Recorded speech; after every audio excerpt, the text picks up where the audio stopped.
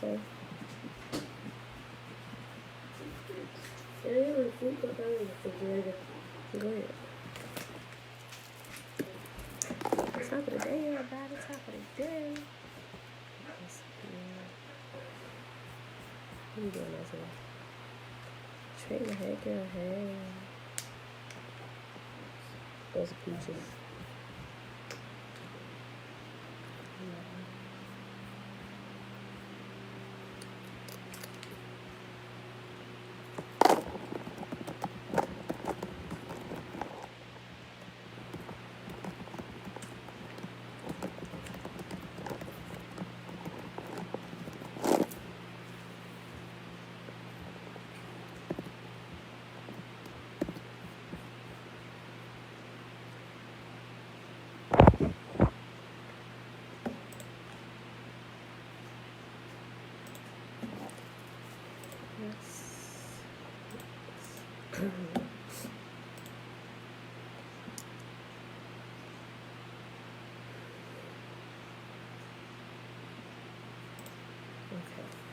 Blessings upon blessings, blessings. Okay, be live on YouTube, y'all.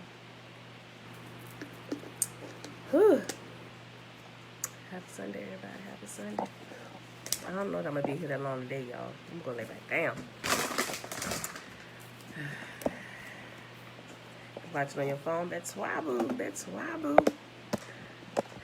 All right, y'all. It is Sunday. Happy Sunday. It is September the 19th, 2021, day 263 of year 3 of reading through the books of the law and the prophets, and of the 3-year consecutive day count, day 932. Today, y'all, we're reading Zechariah 8, 9, and 10, and we are picking up in Caesar's Messiah where we left off at yesterday on page 175. That's in chapter 6.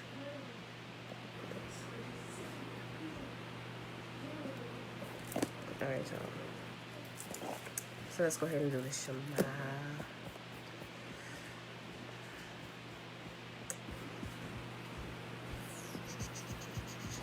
Yes, Mom, sir. Yes. as I put the remote down, Zechariah, I'm going to turn on something. Y'all want to start that first thing? No, tell him to give it back. Shut up. Give it back. Come on, y'all. No, you didn't. Oh, y'all. Peace and blessings. Okay, y'all. Shema. It's found in Deuteronomy chapter 6. Hear, therefore, O Israel, and observe to do it, that it may be well with you, and that you may increase mightily, as Yahuwah, the mighty one of our fathers, has promised us, in a land that flows with milk and honey. Hear, O Israel, Yahuwah, our mighty one, he is one. And you shall love Yahuwah, your mighty one, with all your heart, and with all your soul, and with all your might. And these words which I command you this day shall be in your heart, and you shall teach them diligently unto your children, and shall talk of them when you sit in your house, and when you walk by the way, and when you lie down, and when you rise up. And you shall bind them for a sign upon your hand, and they shall be as frontlets between your eyes. And you shall write them upon the posts of your house and on your gates. And Yahuwah commanded us to do all these statutes, to fear Yahuwah, our mighty one, for our good always, that he might preserve us alive, as it is at this day. And it shall be our righteousness if we observe to do all these commandments before Yahuwah, our mighty one, as he has commanded us. Didn't you just see me sit down here? Y'all both stayed trying to talk to me. Give me the remote. Get it here. No, I got the remote. Yeah, you know what? Go upstairs. Go upstairs. Hey, first thing. Shalom, Natalia, shalom. Okay, y'all. Oh my gosh. First thing. Isaiah, Josiah, stop it. Okay. Let's do this. All right, y'all. Zechariah chapter 8. Pull this up. Come on, boy.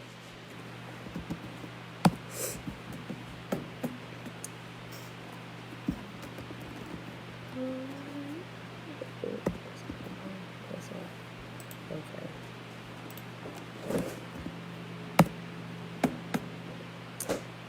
All right. Kurt, shalom, shalom. Promised blessing for Jerusalem. Then another message came to me from Yahuwah, the God of heaven's armies. This is what Yahuwah, the God of Heaven's army, says. My love for Mount Zion is passionate and strong. I am consumed with passion for Jerusalem. And now Yahuwah says, I am returning to Mount Zion, and I will live in Jerusalem. Then Jerusalem will be called the faithful city. The mountain of Yahuwah, the God of Heaven's armies, will be called the holy mountain. Go on out here. Bye. Go. No. Go upstairs. Let me read this again. And now Yahuwah says, I am returning to Mount Zion, and I will live in Jerusalem. Then Jerusalem will be called the faithful city. The mountain of Yahuwah, the God of Heaven's armies, will be called the holy mountain. This is what Yahuwah, the God of Heaven's army, says. Once again, old men and women will walk Jerusalem's streets with their canes and will sit together in the city squares, and the streets of the city will be filled with boys and girls at play. This is what Yahuwah, the God of Heaven's army, says. All this may seem impossible to you now, a small remnant of Yah's people, but is it impossible for me, says Yahuwah, the God of Heaven's armies? This is what Yahuwah says. You can be sure that I will rescue my people from the east and from the west. I will bring them home again to live safely in Jerusalem. They will be my people, and I will be faithful and just towards them as their God. This is what Yahuwah says. Be strong and finish the task. Ever since the laying of the foundation of the temple of Yahuwah, the God of Heaven's armies, you have heard what the prophets have been saying about completing the building. Before the work on the temple began, there were no jobs and no money to hire people or animals. No traveler was safe from the enemy, and there were enemies on all sides. He hit me in my head. For no reason. You want me to wake your daddy up? Y'all don't want that. Go on from over here. Y'all doing the most. I ain't gonna be raising my voice with y'all today. Be strong and finish the task. Ever since the laying of the foundation of the temple of Yahuwah, the God of Heaven's armies, you have heard what the prophets have been saying about completing the building. Before the work on the temple began, there were no jobs and no money to hire people or animals. No traveler was safe from the enemy, for there were enemies on all sides. I had turned everyone against each other. But now I will treat the remnant of my people as I treated them before, says Yahuwah. For I am planting seeds of peace and prosperity among you. The grapevines will be heavy with fruit. The earth will produce its crops, and the heavens will release the dew.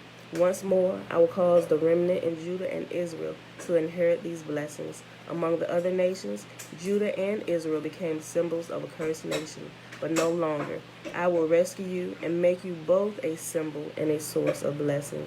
So don't be afraid. Be strong and get on with the building of the temple. For this is what Yahuwah, the God of Heaven's army, says. I was determined to punish you when your ancestors angered me, and I did not change my mind, says Yahuwah. But now I am determined to bless Jerusalem and the people of Judah. So don't be afraid. But this is what you must do. Tell the truth to each other. Render verdicts in your courts that are just and lead to peace. Don't scheme against each other.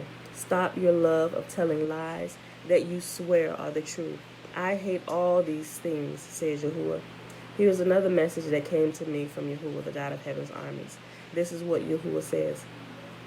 The traditional feast times of mourning you kept in early summer, midsummer, autumn, and winter are now ended. They have become festivals of joy and celebration for the people of Judah. So love, truth, and peace. This is what Yahuwah, the God of Heaven's army, says. People from nations and cities around the world will travel to Jerusalem. The people of one city will say to the people of another, come with us to Jerusalem to ask Yahuwah to bless us. Let's worship Yahuwah, the God of Heaven's armies. I am determined to go. Many peoples and powerful nations will come to Jerusalem to seek Yahuwah, the God of Heaven's armies, and to ask for his blessing. This is what Yahuwah says.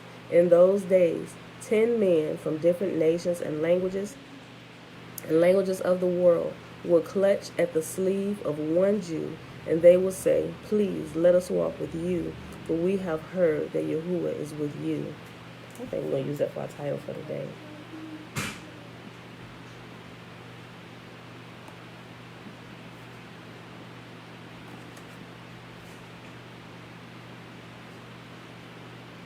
Okay.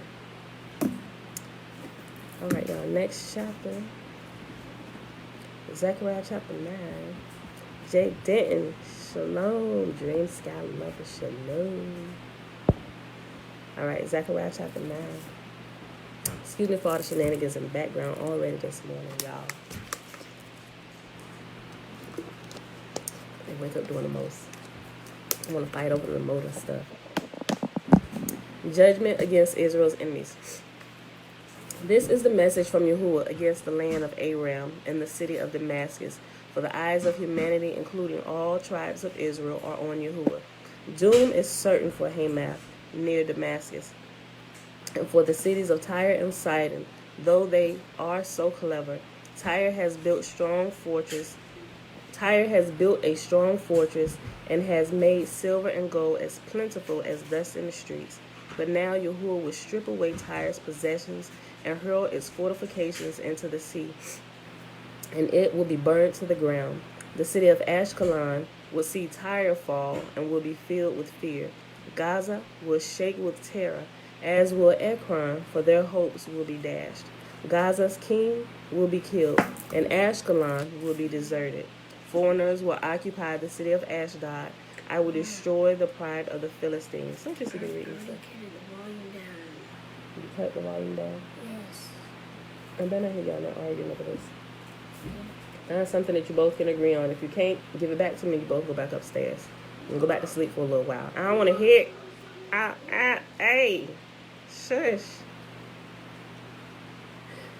I will grab the bloody meat from their mouths and snatch the detestable sacrifices from their teeth. Then the surviving Philistines will worship our God and become like a clan in Judah. The Philistines of Ekron will join my people, as the ancient Jebusites once did. I will guard my temple and protect it from invading armies. I am watching closely to ensure that no more foreign oppressors overrun my people's land. Zion's coming king. Rejoice, O people of Zion. Shout in triumph, O people of Jerusalem. Look, your king is coming to you. He is righteous and victorious, yet he is humble, riding on a donkey, riding on a donkey's colt. I will remove the battle chariots from Israel and the war horses from Jerusalem. I will destroy all the weapons used in battle, and your king will bring peace to the nations. His realm will stretch from sea to sea and from the Euphrates River to the ends of the earth. Because of the covenant I made with you, sealed with blood, I will free your prisoners from death in a waterless dungeon. Come back to the place of safety, all you prisoners who still have hope. I promise this very day that I will repay 2 blessings for each of your troubles. Judah is my bow, and Israel is my arrow. Jerusalem is my sword, and like a warrior, I will brandish it against the Greeks. Mom, you didn't choose something that we both agreed on. Son? No, I didn't. You just gotta watch Roblox. How about no Roblox, no Arsenal? Find something else other than those two. Go. Roblox is on Arsenal. I don't care.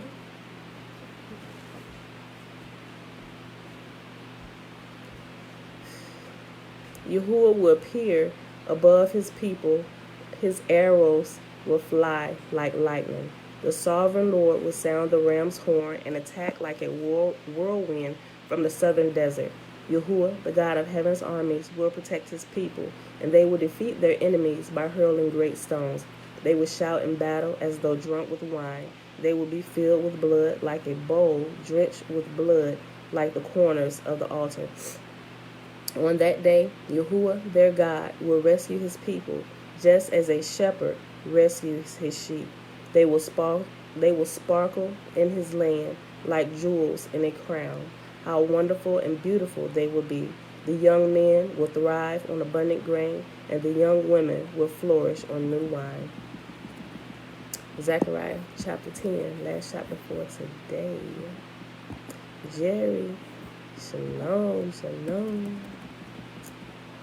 Yahuwah will restore his people. Ask Yahuwah for rain in the spring, for he makes the storm clouds, and he sends showers of rain, so every field becomes a lush pasture. Household gods give worthless advice. Fortune tellers predict only lies, and interpreters of dreams pronounce falsehoods that give no comfort. So my people are wandering like lost sheep. They are attacked because they have no shepherd. My anger burns against your shepherds, and I will punish these leaders. For Yahuwah, the God of heaven's armies, has arrived to look after Judah, his flock. He will make them strong and glorious, like a proud war horse in battle.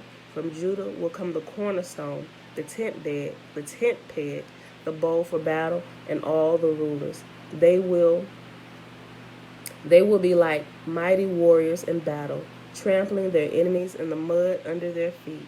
Since Yahuwah is with them as they fight, they will overthrow even the enemy's horsemen. I will strengthen Judah and save Israel. I will restore them because of my compassion. It will be as though I had never rejected them, for I am Yahuwah their God, who hears their cries. The people of Israel will become like mighty warriors, and their hearts will be made happy as if by wine. Their children too will see it and be glad. Their hearts will rejoice in Yahuwah. When I whistle to them, they will come running, for I have redeemed them. From the few who are left, they will grow as numerous as they were before. Though I scattered them like seeds among the nations, they will still remember me in distant lands. They and their children will survive and return again to Israel. I will bring them back from Egypt and gather them from Assyria. I will resettle them in Gilead and Lebanon until there is no more room for them all. They will pass safely through the sea of distress, for the waves of the sea will be held back, and the waters of the Nile will dry up. The pride of Assyria will be crushed, and the rule of Egypt will end. By my power, I will make my people strong, and by my authority, they will go wherever they wish. I, Yahuwah, have spoken. Hallelujah. Okay, y'all. So, let's this. Bring this up. Alright, y'all. Up. Oh, was at the back. Whew. Yeah, give me a second. I feel like I need to blow my nose or something. Hold on.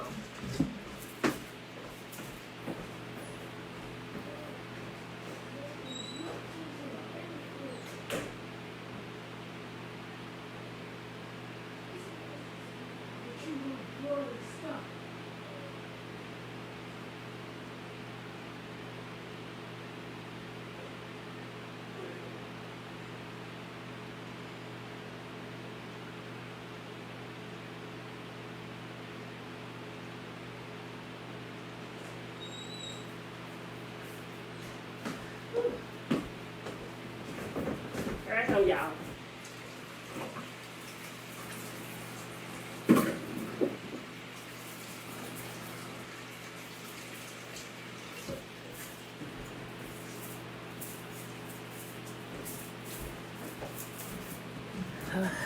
Okay. All right, y'all.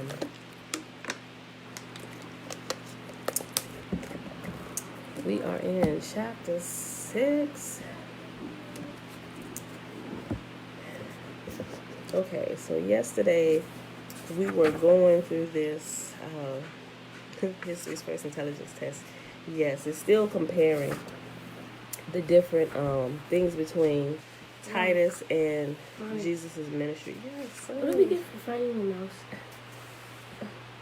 What was it at? What do we get for finding the mouse? I didn't offer up a reward. Did your dad offer a reward for it if somebody found it? Please.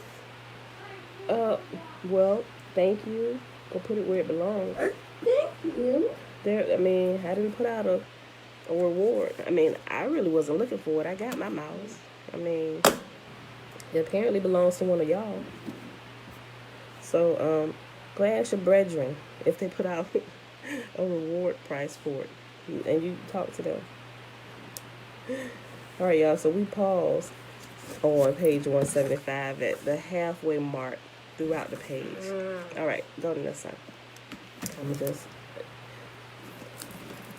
Well, you ain't find this. I had this yesterday. It was in the floor. Go put it in the crate, in there with the other ones. All right. Picking up where we left off at yesterday. The middle of the page. Thus the New Testament and the wars of the Jews each placed their king in the same garden for his encounter with a band of armed men. In the New Testament, Je.sus starts at the Mount of Olives, which is just outside Jerusalem's eastern edge, and walks northward to Gethsemane, from where the New Testament states that he went a little farther.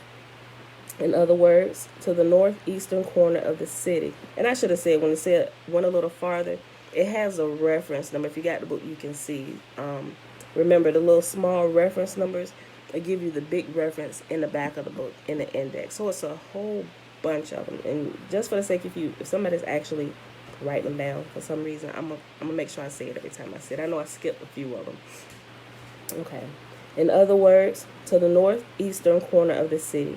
Josephus describes Titus as traveling from the tower of Ficinius, which marked the city's northwestern corner, toward the monument of Queen Helena along Jerusalem's northern border from west to east. Notice that in this version of a garden assault, Josephus makes the reader aware that Titus was, figuratively speaking, naked, and that he was wearing no armor, to create a satirical parallel to the naked young man who escapes from the garden in the New Testament. As was the case in the puzzle regarding the capture of Eleazar, the unnamed naked young man in the New Testament must have the same name as the named individual within the parallel story in the Wars of the Jews.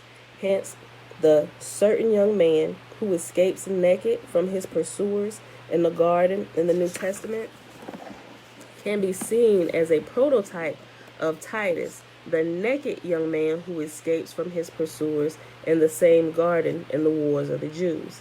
Thus, the New Testament and Josephus each describe two assaults that occur in gardens near the Mount of Olives. Notice the conceptual symmetry. Each pair of Mount of Olive assaults contains a naked individual who escapes and another individual who is captured. The point of these parallel Mount Olive assaults is to separate the identities of the two kings, Je.sus and Titus. In other words, to separate the king who lives from the one who is crucified. This parallel is critically important in that it begins the process by which the New Testament story of Je.sus operates as a forerunner of the stories of both sons of God described in the Wars of the Jews, Eleazar, son of the Maccabean Messianic lineage, and Titus. Titus is actually described by Josephus in the passage as a king, when in fact, at that moment, he is only the son of the emperor. Quote, and hence we may principally learn that both the success of wars and the dangers that kings are in are under the providence of God. End quote. And that's in Wars of the Jews 5:2 and 60. This reference to Titus as a king has caught the attention of scholars who have wondered why Josephus would have made such an obvious error. Josephus, of course, has not forgotten Titus's title. Rather, he is making a comment as to which king attacked in a garden outside of Jerusalem enjoys God's favor, Je.sus, the king of the Jews, or Titus, the king of the Romans. Wars of the Jews and the New Testament are working together to state that since the king of the Romans escaped from his attackers in the garden and the king of the Jews did not, this demonstrates which king was under the providence of God. Josephus's phrase in the passage above, the dangers that kings are in, clearly refers to an event that occurs in the same garden where Je.sus, the king of the Jews, is captured, and his use of the plural plainly indicates that he is talking about more than one king. At the least, it is an extraordinary coincidence that Josephus chose this moment and location to make an editorial comment regarding which king was under the providence of God. Josephus seems to be making a point as to the relative value of faith in the divine and the faith in one's self, which was perhaps the same thing to the Flavians, since they saw themselves as gods. Auntie. Oh, I thought it was Auntie. Shayla, hey. Since they saw themselves as gods. This is made clear by the different responses Jesus and Titus have to the same situation. Both are kings who were cut off from their allies and assaulted by armed men in a garden outside Jerusalem's northeastern corner. I gotta be careful because I just slipped up and said his whole name, so I don't want them to start screwing my video. J.C., that is, Eleazar, meekly accepts God's will. Titus's reaction, however, was the same as the naked man in the New Testament who recognizes that his preservation must be wholly owing to his own courage and thus is able to escape his pursuers. Josephus may be providing a glimpse into the true religious belief of the Flavian emperors, which is rely on oneself and not on the providence of gods. I will now analyze the puzzle regarding Eleazar that reveals the most significant characteristic he and J.C. share. It is the puzzle that reveals that Lazarus was a son of Mary whose flesh was eaten as a Passover lamb. Josiah, would you stop shaking that? That is plucking my nerves. Close that. Close that. Close it all the way. Thank you. And you either need to keep still or get out of that chair. Thank you. Oh, you're getting up. Thank you.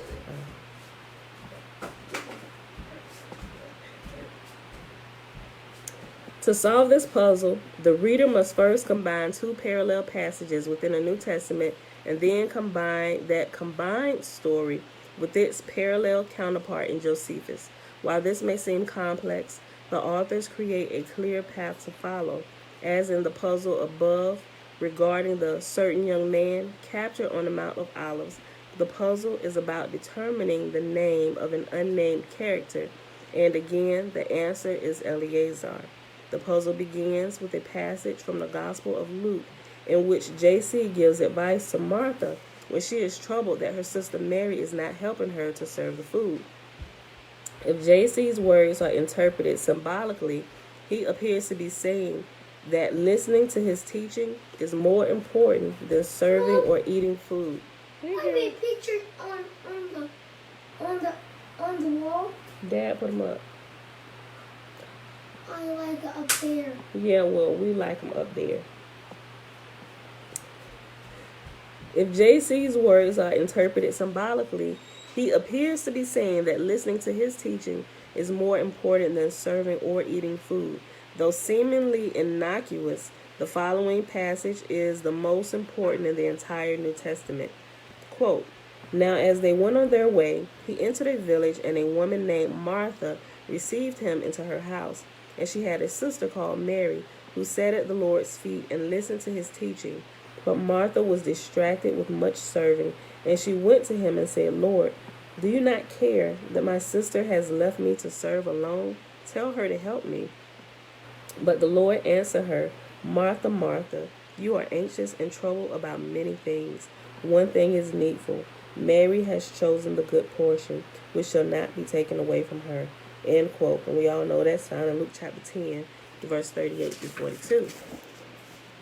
Like the New Testament's passage regarding the certain young man who was naked on the Mount of Olives in Luke 10, 38 through 42, Luke 10, 38 through 42 is strangely disconnected from the narrative both before and after it.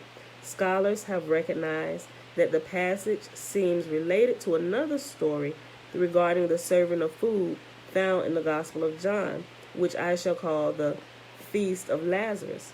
During this Feast of Lazarus, Martha is described, as she is in the passage above from Luke, as serving food.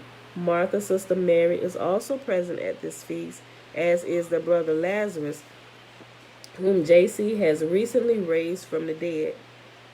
However, in the passage from the Gospel of Luke, hold on. However, if the passage from the Gospel of Luke is a piece from the story in John, how did it find its way into another gospel? Again, passages within the New Testament and Wars of the Jews that share parallels are intended to be read as Jewish literature, that is, intertextually.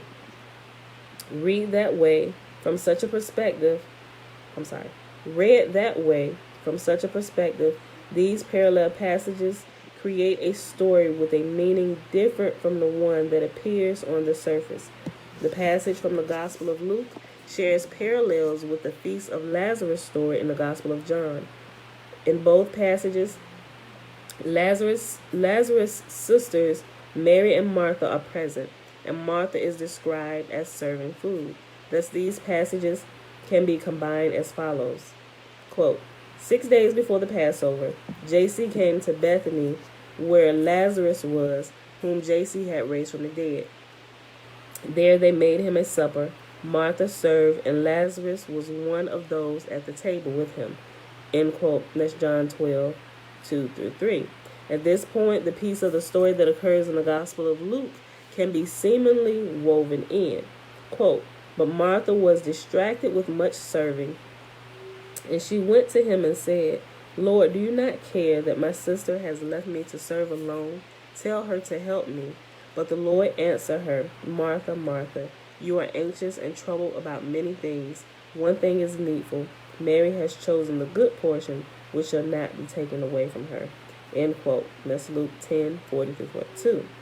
While the scene created by combining the two passages may seem trivial, the fact that it joins the Lazarus story with Mary's good portion is critical in solving the puzzle of what exactly Mary's good portion is. Is J.C. speaking metaphorically here, or can his words be taken literally, as I have shown they can in the expression of fishers of men? I believe that, once again, those who see spiritual meaning in J.C.'s words are being played for a fool.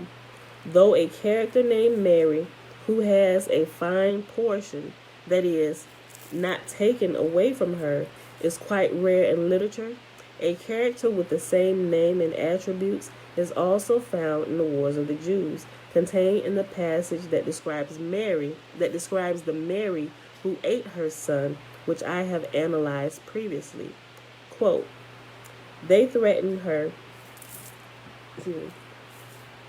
that they would cut her throat immediately if she, Mary, did not show them what food she had gotten ready. She replied that she had saved a very fine portion of it for them, and withal uncovered what was left of her son. After which those men went out and left the rest of that meat to the mother. End quote. Blah. That's reference 106. We read about that. If you was here for that, y'all heard the whole story about that. Je.sus, shalom. Josephus's passage has a conceptual parallel in Luke chapter 10, verse 42. But the reader must make more than a linguistic connection in order to be able to see the parallels between the two passages. Note that the two Marys are an example, par excellence, of the fact that the conceptual parallels between the New Testament and the Wars of the Jews cannot be seen through the literal method of analysis that scholars have always applied to the works. The relationship was created not by linguistic or grammatical parallels, but by conceptual parallels. The authors use different words and even different languages to create their typological relationships, and require that the reader possess the mental capacity to recognize the parallel concepts that the different words create. Boy, I tell you, an English scholar had to catch all these shenanigans going on, which is probably why I caught all this stuff, because I love reading. I'm a stickler for English. Although I know I mispronounce some words, right? I'll figure it out, right? But I'm a stickler for proper speaking and stuff, and going through the the details of things, right? Okay. The authors use different words and even different languages to create their typological relationships and require that the reader possess mental capacity to recognize the parallel concepts that the different words create. The passage above from the Wars of the Jews share 4 overt parallels with the New Testament passages regarding Lazarus: a fine portion, the fact that the portion was not taken away, a character named Mary, and a relative named Eleazar or Lazarus. However, these 4 parallels are not the only ways in which the passages are linked. As noted above, Josephus' passage describing the Mary whose good portion was not taken away from her also contains a number of elements that parallel the New Testament's symbolic Passover lamb. These are a mother named Mary who would be piercing through, a house of hyssop, a sacrifice, one of Moses' instructions regarding the Passover lamb, the eating of a son's flesh who was to become a byword to the world, and Jerusalem as the location of the incident. Adding the good portion that was not taken away to the previously mentioned parallels with the New Testament's Passover lamb puts to rest the question whether Josephus, son of Mary, whose flesh was eaten. Hold on. Let me make sure I'm breaking this. So this is a long sentence. Okay. Adding the good portion that was not taken away to the previously mentioned parallels with the New Testament's Passover lamb puts to rest the question of whether Josephus' son of Mary, whose flesh was eaten passage, and the New Testament's Passover lamb are part of a dark comedic system. Lightning may strike twice in the same place, but it does not strike 9 times in a passage of less than 2 pages, a passage written by a member of a family with so many connections to Christianity. You got that right. Ain't no coincidence there. That was definitely done on purpose. Though I did not understand the reason for the numerous parallels between the Son of Mary whose flesh was eaten in the Wars of the Jews and the Passover lamb of the New Testament when I first encountered them, their point is now clear. Read intertextually, the passages indicate that the good portion that was not taken away from Mary in the New Testament was the same good portion that was not taken away from the Mary in the passage from Josephus. Therefore, the good portion was that being served at the feast of Lazarus was human flesh. Blah. We figured that out though a while ago, right? With the abominable human sacrifice. Although we ain't put it in those eloquent words, we figured out that Yahuwah said human sacrifice is abominable to him, right? And they pushing it over in the New Testament, and all his people still believe in this garbage. Okay. Hold on. I can't get too excited, y'all. Hold on. Therefore, the good portion, not that I don't want to get excited, but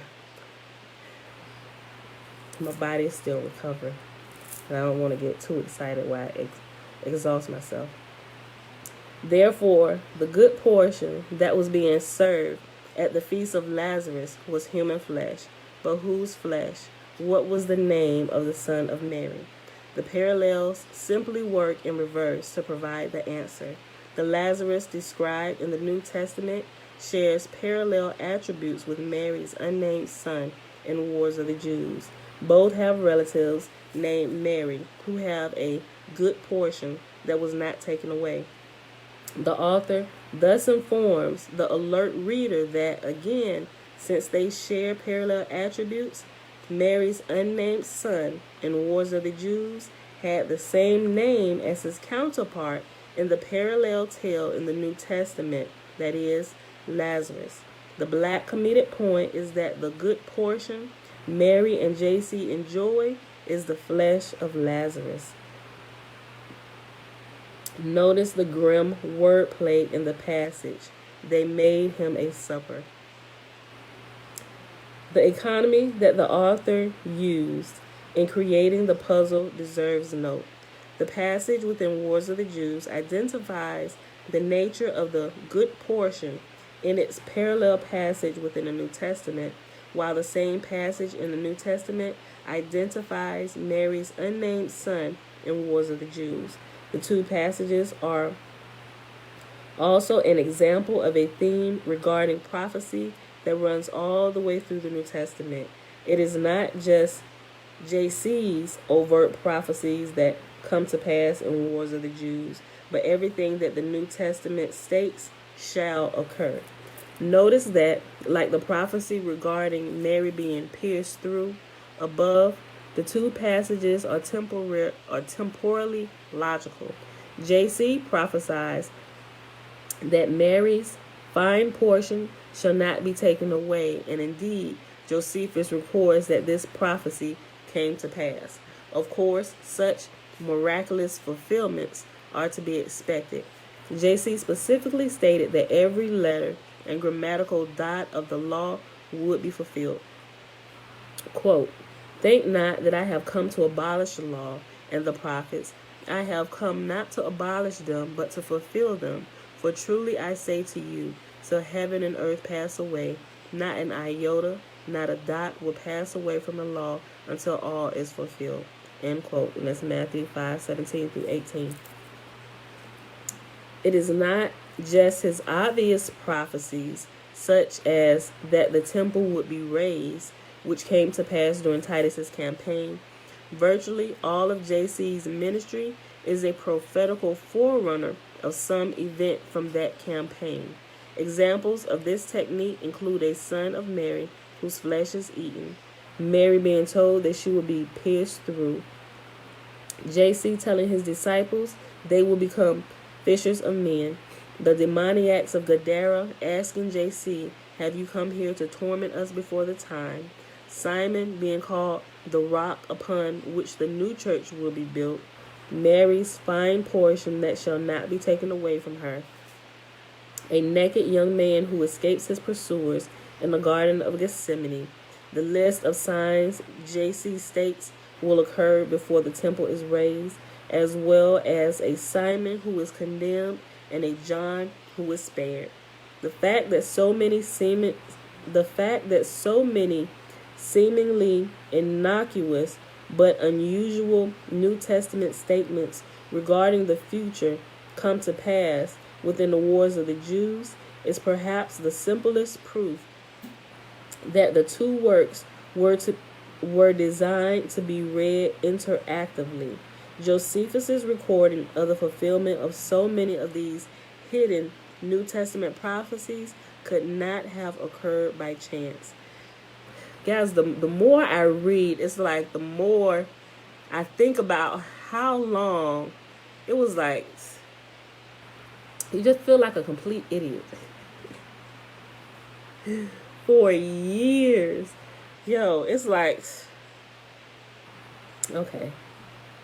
What is the probability that the satirical fulfillment of not one but two unique New Testament prophecies, being pierced through the heart and her fine portion not being taken away, would exist within a passage that also contains an accidental satire of the New Testament's Passover lamb?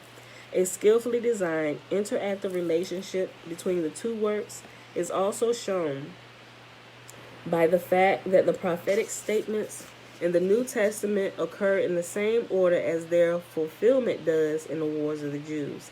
Clearly, the purpose of this parodic theme is to confirm that since his ministry has fulfilled every prophecy predicted by the Gospels, Titus is the Son of Man foreseen by Je.sus. Returning to the analysis of the Eleazar puzzles, the question arises of how the flesh consumed at the feast of Lazarus could have been Lazarus' own, since he is described in the New Testament as having been raised from the dead by Je.sus and as having been with him during the meal. To answer this question requires a careful reading of the passage in which Je.sus raises Lazarus, which occurs immediately before the feast of Lazarus in the Gospel of John. I present the passage below.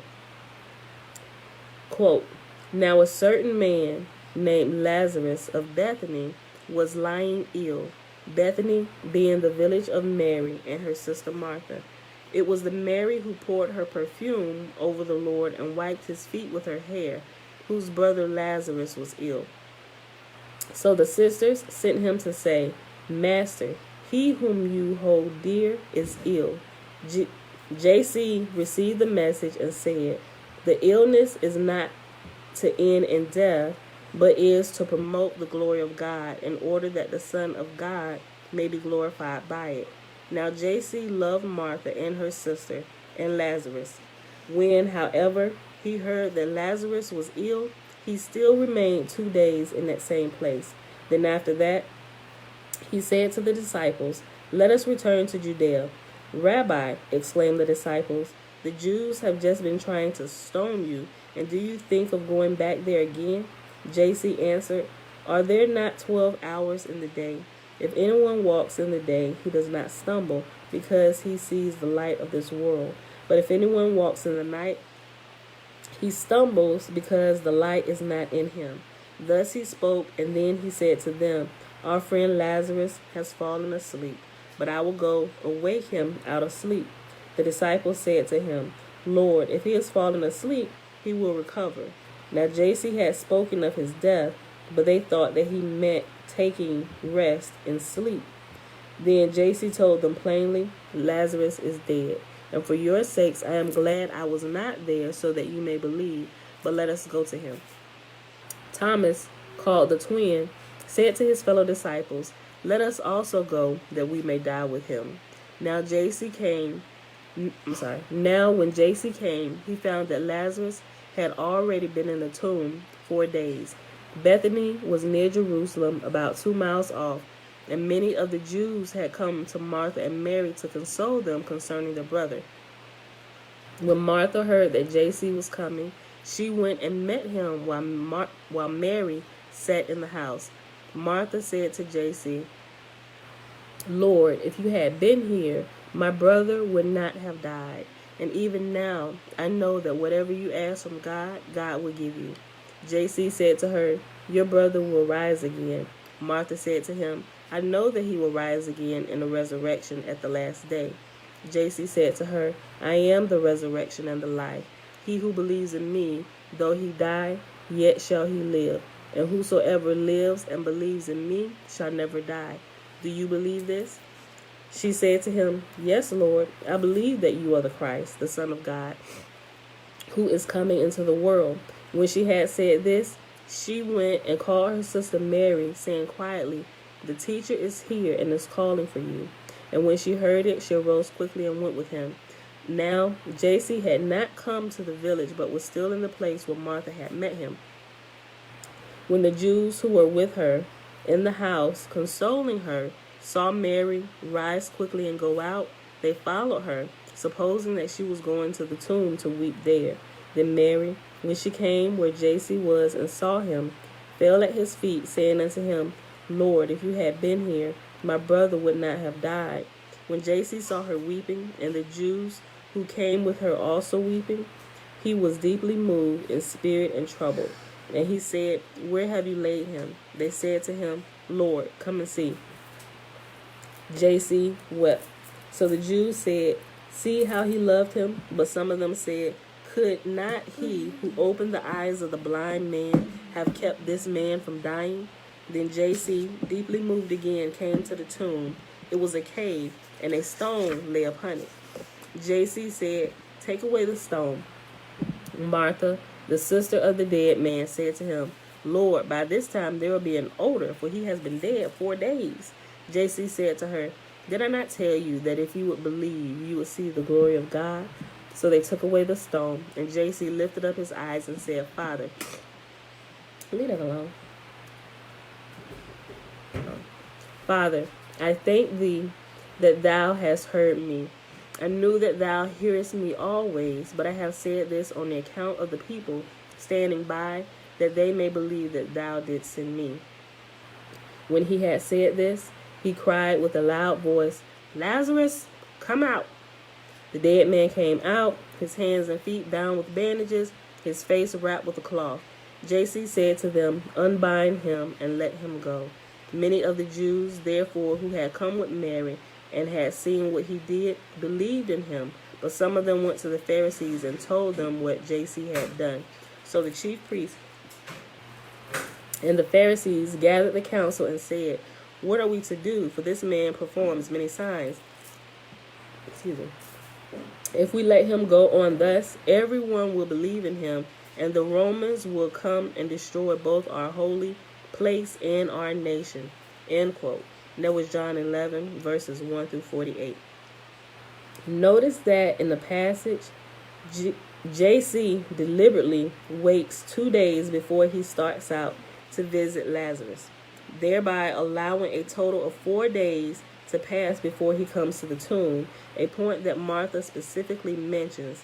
That is different, of course, from the timing of J.C.'s resurrection, which occurs 3 days after his death. The distance between J.C. and Lazarus' resurrections is significant. During this era, Jews believed that the spirit was irrevocably gone on the 4th day following a person's death, and it has reference 107 at the end of that sentence. This is why J.C.'s resurrection occurs on the 3rd day after his death and makes the meaning of the parallel good portion passages clear. Lazarus' resurrection is a cruel joke. J.C. merely raises Lazarus' body from his tomb. Someone who has been dead 4 days cannot be restored to life. This also explains why Lazarus never speaks after he is raised from his tomb. The dead cannot speak. Notice also the mention of the stench of Lazarus' flesh, which parallels the stench of the human flesh in the passage where Josephus describes Mary's fine portion. J.C.'s prophecy concerning the flesh of the Son of Man has, as always, come to pass, and his flesh is literally, not symbolically, eaten. Blah. The darkly comic point behind creating the Christian tradition of symbolically eating the flesh of the Messiah is clear in the lampoons that involve Lazarus and Mary. The Romans created this Christian tradition to create the impression that Eleazar's body had been cannibalized by his family and followers. Understanding this bleak inside joke also enables the reader to understand the satiric point in the resurrection of J.C., which I will analyze in the next chapter, that being that the tomb thought to be the Messiah's was empty because the corpse had all... Okay. Let me read that again. Understanding this bleak inside joke also enables the reader to understand the satiric point in the resurrection of J.C., which I will analyze in the next chapter, that being that the tomb thought to be the Messiah's was empty because the corpse had been eaten. Even if this interpretation is not correct, it is possible that the assertion that his followers ate the Messiah was simply a fiction created by the Romans to denigrate the Jewish messianic movement. I must note, however, that the Talmud records that cannibalism was prevalent during Roman sieges, and both Suetonius and Josephus confirm that it took place during the siege of Jerusalem. The Messianic family and their inner circle, which Josephus describes as the final holdouts, may well have engaged in the practice. If this in fact occurred and was discovered by the Romans, the event provided the grim inspiration for the creation of a Christian Messiah who offers his flesh to his followers. In any event, the satiric system created by the New Testament and Wars of the Jews does make it clear that the cannibalism engaged in by the besieged Messianic Jews was the basis of the Christian concept of a Messiah who offers up his flesh. Sheesh. Oh, okay. We're about at the end. I'm going to just read to the end of the chapter. We're going to pause. Okay. Knowing that the unnamed certain young man who was pruned in the Mount of Olive passages was named Eleazar, was Mary's unnamed child in Wars of the Jews, completes a composite picture of Eleazar. Josephus and the New Testament state that Eleazar could expel demons, was a son of Mary, had his flesh eaten as a Passover sacrifice, was captured on the Mount of Olives, was stripped naked and scourged, was plotted against by the high priest, miraculously escaped death by crucifixion, and rose from the dead. Further, in the next chapter, I will show that Lazarus and J.C. also have parallel tombs. Their tombs occur in the same location at the same time. Both have their stones removed and have the same burial clothes left behind. Eleazar, like Simon and John, had his identity stolen by the Romans. He was the historical Christ who had been captured on the Mount of Olives and rose from the dead. As he was only human, however, Eleazar could not return to life. Note the impact this analysis has on the historicity. I think it's historicity. Note the impact this analysis has on the historicity of J.C. Was the New Testament character of J.C. based on a real individual?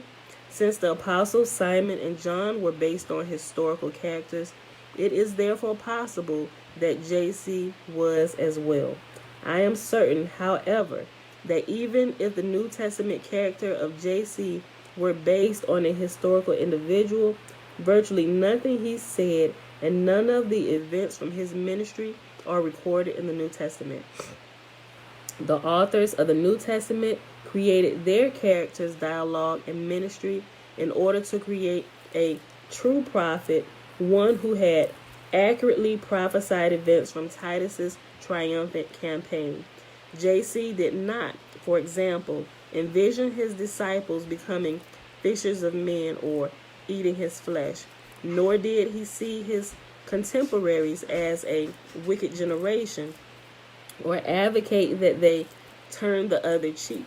Like his apostles, Simon and John, the real Savior Messiah would have been completely in accordance with the Messianic movement that fought against Rome. He would have been a militaristic zealot. At the time when the New Testament was being created, the events of 30 CE were more than 40 years past and of little or no importance to its authors. Their focus was solely on Titus's triumph in recently completed war against the Jews. The Savior they created was a Roman fantasy, a literary figure they used to prophetically chasten the wicked generation and to set up their satire regarding the Messiah that Titus had pruned, Eleazar. If there had been a messianic leader named J.C. who ran afoul of the Roman authorities around 30 CE, all that is visible of him in the New Testament is his name. Yes. Do you have seeds in it then? Yes, those grapes have seeds, babe. I like it seeds in here. Oh, okay. You What? turn these? Just pop it open to take the seed out and eat it. No, I want you to turn these. I'm not returning them. Those are the best kind. You eat fruit with seeds. I know it seems like it's a hassle to you to remove the seed. Don't do like this. Okay, close my freezer, please. Okay. If there had been a messianic leader named J.C. who ran afoul of the Roman authorities around 30 CE, all that is visible of him in the New Testament is his name. If Eleazar was the Messiah captured on the Mount of Olives, who was the individual who was mistaken for J.C. following his resurrection? In the next chapter, I will show the method by which the New Testament and Wars of the Jews reveals the identity of the true Je.sus of Christianity, the gardener. All right, beautiful people. Yes, you right, Adiah. Okay, y'all.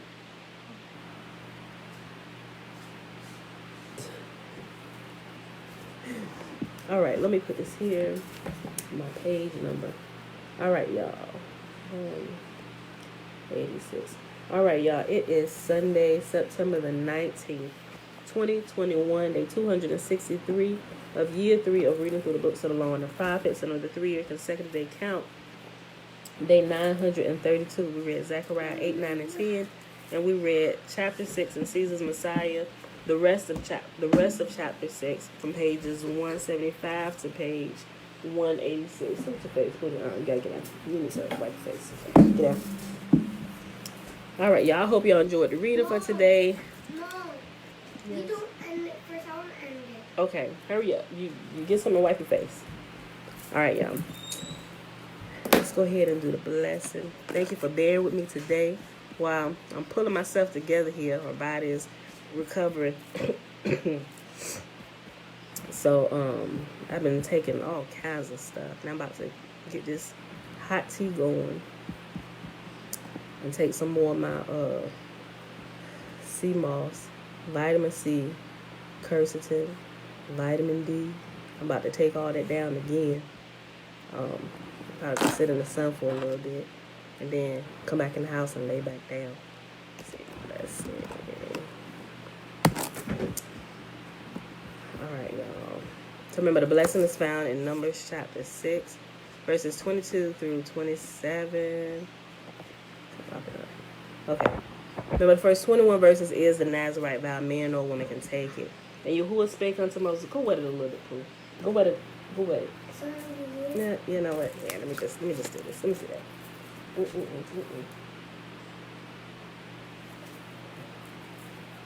Ooh. Okay, that's better. That's decent enough to end the video. Okay. And Yahuwah spake unto Moses, saying, Speak unto Aaron and unto his sons, saying, On this wise you shall bless the children of Israel, saying unto them, Yahuwah will kneel before us, presenting gifts, and will guard us with a hedge of protection.